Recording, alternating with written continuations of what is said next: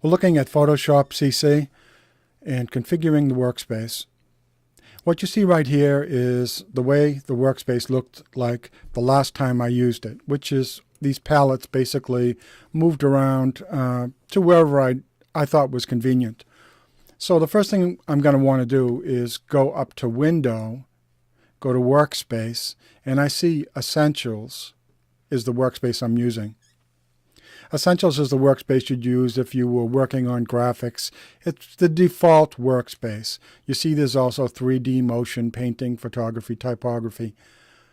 What I'm going to do is go to Reset Essentials and bring it back to the workspace, the Essentials workspace. If you look over to the left, you see the toolbar. The top tool is the Move tool. If you go down and click on the next tool, it's the rectangular marquee tool. You see it opens up to all your other tools. Obviously, if you had all these tools listed, it would take up quite a bit of space on the workspace. But not only do you see the extra tools available, but if you go up to the top, every single tool you use, you'll see the fine tunings. Feather, style, fixed ratio. You come down, lasso tool, and you see you have your fine tunings up here. And also when you click it, you have your other options. Same with the magic wand tool. You click on that and you have two options.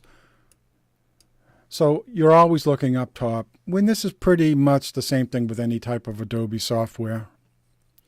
Over to the right, you have your palettes that you work with. You can access a new palette at any time by coming up here, going to Window. Say I wanted to work with character typefaces, which I did have open originally.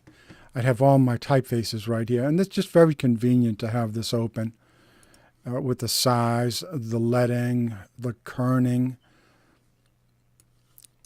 or if I wanted to use the paragraph to align. Also, by clicking on these, you open these icons, you open other windows. One very important window is going to be a Layers palette. So pulling out the Layers palette, or any palette, you have a little triangle up here, which when you click it, you'll see a lot of other options. The Layers palette right now is empty, so there's really no options that are available. Also, if you look to the bottom of the Layers palette, you're going to see you have other options. Next, we'll go into opening up a new document. You go up to File, New, and I have this preset on Web. So you see on web you have 72 dots per inch because that's formatted for the web. If you were to go to print or paper, you're going to have 300 dots per inch because you're formatted for print. My purposes, I'm going to stick with web.